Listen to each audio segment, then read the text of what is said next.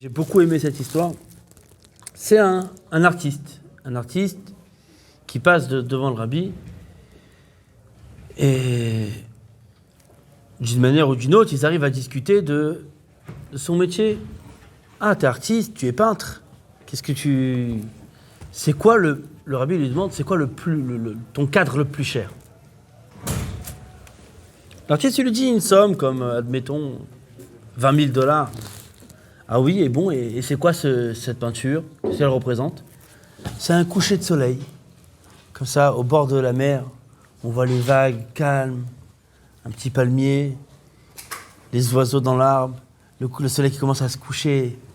Et il commence à exprimer tout ce qu'il voit à travers ce tableau. Ça inspire un certain repos, et un certain moment de méditation, etc. Vous savez, les artistes, à travers un tableau, on peut avoir beaucoup de... Et il explique comme ça, et il dit voilà, ça c'est mon plus beau tableau, il coûte tant et tant, il coûte $20,000. Le rabbi lui dit, mais moi je vais au kiosque d'à côté, j'achète une carte postale pour $2, et là tu as un coucher de soleil magnifique, même encore plus beau que ton cadre. Pourquoi tu veux que je paye $20,000? Alors là, le juif, il explique au rabbi, c'est pas pareil. Et le type, il a pris un appareil photo, il a juste appuyé sur un bouton. Bon, ok, il doit quand même se mettre un peu sur le bon angle, bien prendre la photo, mais Sachakol, lui, il a rien fait, il a juste appuyé sur le bouton, c'est la machine qui a tout fait. Moi, j'ai pris une toile qui est blanche, j'ai pris mon pinceau, et je dois avoir de l'imagination, j'ai mis mon cœur dedans, j'ai mis mon âme dedans. Toute ma neshama, j'ai mis dans ce tableau, Ok, c'est pas parfait comme une photo, c'est pas la perfection comme une photo, mais justement, c'est justement les défauts de la peinture qui font sa qualité. C'est fait par un humain, c'est fait. Il y a ici un esprit créateur. C'est ça qui a de la valeur. J'ai oublié, mais c'est ça tout le but de l'histoire. Juste avant, ce juif, il demande au rabbi, Rabbi, pourquoi Dieu nous met un Yetzer Hara? Si le but d'Akadosh Baruch Hu, c'est que nous on fasse Torah et Mitzvot, alors pourquoi nous mettre un Yetzer Hara? Je te demande d'apprendre à conduire et je te mets des bâtons dans les roues. Je te demande de réussir et je fais tout pour pas que tu réussisses. C'est quoi le délire? Ma'inyan po. Dieu il veut qu'on fasse Torah et Mitzvot, il nous met un Yetzer Hara, il nous empêche de le faire. Donc le rabbi dit voilà ta réponse. Toi-même t'as répondu.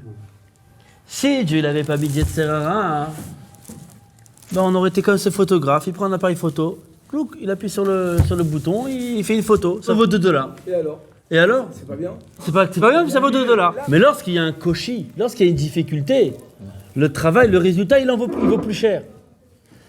La photo, elle vaut $2. Le tableau, il en vaut 20 000. Pourquoi? Parce que même si c'est pas arrivé à la perfection, mais ça vaut plus cher. Donc, si on n'avait pas de Yetzer Hara, bon, on aurait été des tzadikim super, on aurait été des robots. Des robots, bah c'est normal, on en a fait chez le kid. C'est pas chaud qu'on fait Torah Mitzvot du jour, tous les jours on se lève le matin, midi, soir, on fait Torah Mitzvot, et ça vient béder, mais c'est naturel, on fait Torah Mitzvot, et on a envie de prier à Dieu toute la journée, c'est normal. On est une machine. Ça vaut quoi? $2. Quand est-ce que ça vaut, quand ça prend de la valeur? C'est lorsqu'on te met, etc. T'as de la difficulté, c'est pas chaud, tu commences ta vie avec une toile blanche. Tu dois imaginer, tu dois créer, tu dois transpirer. Ton tableau ne va pas être parfait, c'est vrai, ça va pas être parfait comme une photo. Mais c'est justement ces défauts qui font leur qualité. C'est justement ces défauts qui font que c'est humain, c'est un travail. Tu as travaillé, c'est difficile, ça prend de la valeur. Si Dieu, il aurait voulu qu'on fasse Torah Mitzvot facilement, ben il aurait mis que des tzadikim. Marqué dans Tanya, Kadosh Baruch Hu, il a pris tzadik, va'amad, ve'shatlan, bechol dor vador. Il les a pris, il les a économisés, les tzadikim. Pas les mettre tous dans une génération. Il les a pris, dans chaque génération, il a mis un peu de tzadikim un peu partout pour tenir la génération. Mais le Ikar, c'est pas le tzadik. Le Ikar, c'est nous.